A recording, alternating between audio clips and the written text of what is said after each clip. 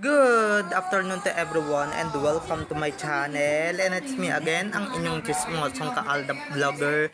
Gusto ko munang magpasalamat sa inyong lahat sa mga walang sawa na tumatangkilik nanonood, sumusuport at sumusubaybay ng mga content ko here on my YouTube channel.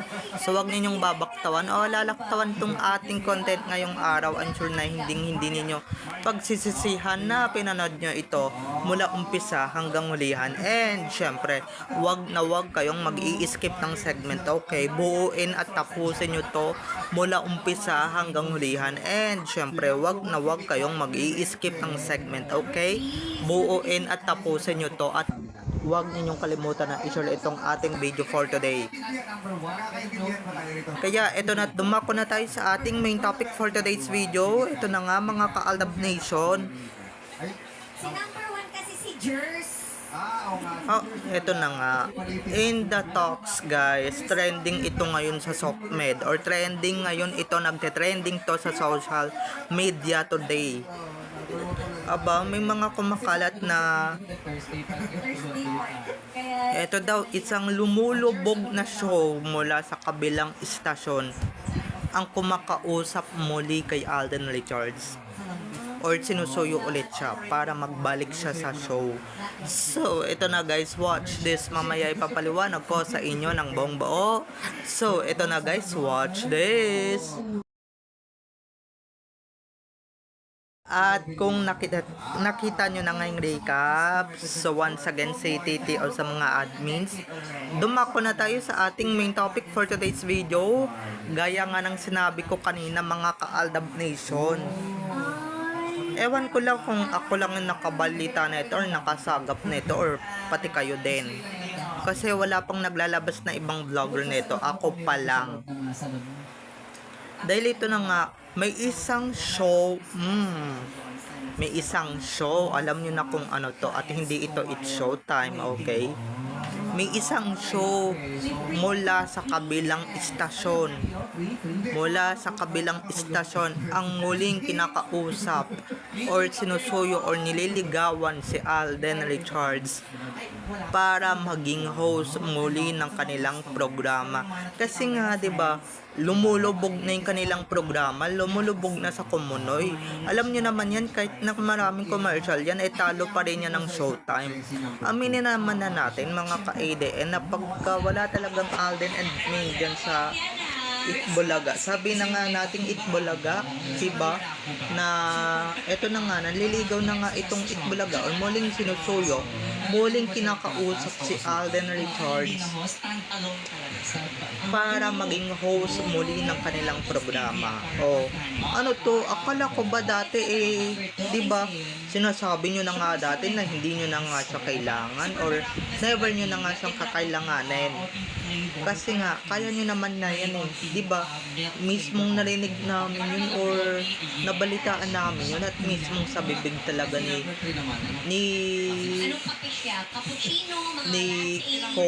King Cobra ang lumabas or namutawi sa bibig ni King Cobra, or sa bunga nga mismo ni King Cobra. So ano yan, kain salita ulit kung ano yung sinuka mong salita noon, narinig ng audience yan. Diba, kakainin nyo rin. Diba, ang kapal naman talaga ng pagmumukha ninyo. After ninyong itapon yung tao ng basta-basta, after ninyong itapon ng parang basura sa basurahan, gagamitin nyo ulit, pupulutin nyo ulit, i-recycle nyo ulit, tapos gagamitin nyo ulit. Tapos pagka nakaangat-angat ulit kayo, talagang itatapon nyo ulit. Ganun yun, mga ka-ADN. Baka mamaya kailanganin nyo ulit yung isang main Mendoza, para naman double combat na sila, or double, triple, quadruple panalo na kayo sa Showtime, diba? So ibig sabihin yan, meaning lang yan mga ka-ADN, hindi talaga nila kaya na tumayo sa sarili nilang mga paa na walang Alden at May na inaasahan. Kasi alam niyo naman, di ba, na yung capacity ng Aldab ay talagang makakapanalo ka ng ratings dyan. Talagang matatalo mo yung kalaban at matutulad ka talaga doon sa network war noon or sa before sa noontime war noon, noontime show war. Pero ito na nga, after ninyong pakinabangan muli, nako, basang-basa ko na kayo. Ngayon, populutin nyo ulit, sinusuyo nyo ulit. Diba? Sinusuyo ninyo, nililigawan ninyo. Sa kesyo ganito, ganyan, kailangan mo ulit mag-host sa Itbulaga. Kasi nga, ano na sila, talo na sila eh. Diba? Talo na sila ng showtime eh. So, wala bang nagawa yung maybe ninyo dyan? Or should I say, Riza May and Bimbi na tambalan ninyo? Diba? Wala bang nagawa yan? Diba? Pinagmamayabang nyo pa nga na sila yung bagong Aldab ninyo. Sila yung bagong mag-aangat sa inyo ng ratings. Pero, saan napunta yung kayabangan ninyo? Doon, sa walang napuntan yung kayabangan nila, di ba? Kailangan din nila or kinikailangan din nila, they need Alden Richards' help and Main Mendoza's help. Di ba? Aminin na natin, real talk lang talaga mga ka-ADN.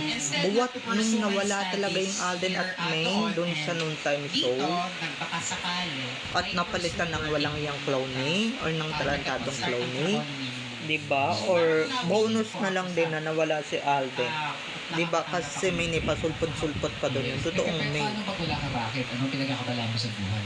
diba? Talo pa rin sila mga ka-PDM. Ibig sabihin, hindi kaya ni May ng solo yan. Kailangan talaga may Alden Richards din talagang mag-aangat, diba?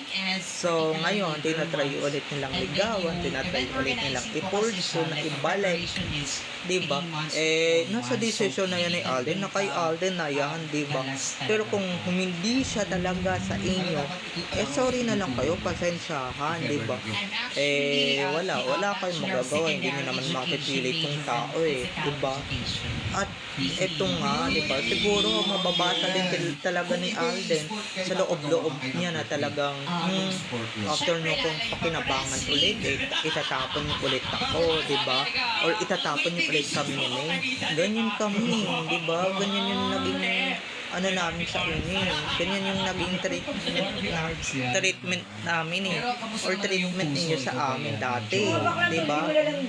After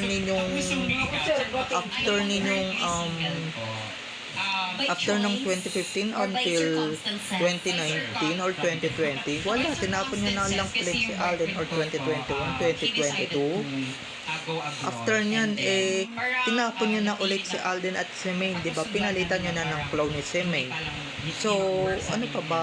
Useless na lang yung pag-hinihingi ninyo ng sorry dyan, or ng, diba? Ito na nga ba yung sinasabi ko, mga ka-Aldab Nation na yan ang tawag dito, lunok-lunok pride na lang yan. Siyempre, alam niyo naman, baliwala na lang yung pride kasi nga nangangailangan na sila ng tulong, di ba? They need a help from Alden and Main because their ratings is very very low, di ba? Aanin mo yung so many commercials if your ratings is super low, di ba? If your ratings is super low and your sponsor is super low, diba? You need Alden and May to come back your major sponsors kasi buhat nung nawala talaga yung Aldab, talagang nawala na rin nanganga na rin sila diba? Luging-lugi na sila, diba? Ano na sila very very low na sila hindi na sila makaungo sa showtime, diba? Hindi na sila sa showtime na sobrang talo nila noon, pero ngayon sobrang panalo na ng showtime, diba? Pero sa palagay ko, diba, kung ang decision ni Alden is hindi, diba? Kung decision ni Alden is hindi nila papalitan yung kung ayaw niya talagang bumalik sa Itbulaga. Asa sa kanya yan, syempre, di ba, kung ayaw din ni May na bumalik sa Itbulaga, huwag kayong mapilit, di ba? Di ba, alam na natin yan, ba't nila nililigawan yung tao? Kasi nga, kailangan din nilang tayo yung manood, di ba? Kasi yung maybe, wala naman talagang napapala sa kanila di ba? Sino ba yung mga yan? Di ba? Sino ba yung mga yan? May mga napatunayan na ba yan ng love team? Di ba? May napatunayan na ba yan as a love team? Sila Alden at May meron ng napatunayan as a love team. At sobrang laki ng napatunayan nila na hindi kaya ng iba. Yun yung sinasabi ko sa inyo. At kaya nilang magbuhat ng show. Kaya nilang magbuhat ng show na napapalubog na nga noon. Diba? Muli nilang inangat. Tapos ngayon na muli silang nalubog yung show. Muli na naman nilang kailanganin yung Aldab. Diba? Para sa kanilang sariling hangarin. Alam naman na natin yan. Pang sarili nilang hangarin. Huwag kami, diba? Kunwari, na-miss niyo yung Aldab. Pero sa totoo lang, ginagamit niyo muli yung Aldab or gagamitin niyo ulit si Alden at si Min para sa sarili ninyong hangarin. Pero pagka nakaangat-angat na ulit kayo, nakilala na ulit kayo, talagang wala, tatapon nyo na ulit. Nasaan na yung mga nakuha ninyong host, yung Maito Campo, Adasa Mulak, diba? Yung Amber ba yun na child star? Pati yung Maybe nasaan? Mga pinagkukuhanin yung mga singing queens nasaan? Akala ko ba, diba? May mga nababasa pa ako sa comment section na huwag tanggalin yung singing queens kasi nga sila daw yung nagdadala kuno sa Itbulaga. Pati yung Amber na child star. Nasaan na? Ibig sabihin, hindi talaga nila madala-dala yung Itbulaga. Hindi gaya nung nagawa ng Aldab sa poder talaga ng Itbulaga. Okay? So, bye-bye na mga ka-ADN. I love you all. Have a nice day. Keep safe and God bless everyone. Bye-bye. I love you all and be watching. See you on my next video, everyone. Don't forget to subscribe to my YouTube channel and syempre, don't forget to click the notification bell para pag nag-upload ako, kayo agad ang unang-unang manonotify sa aking mga susunod pang i-upload ng mga videos. Okay? So, bye-bye na mga ka-ADN. I love you all. Have a nice day. Keep safe and God bless everyone. Bye-bye. I love you all. Bye-bye.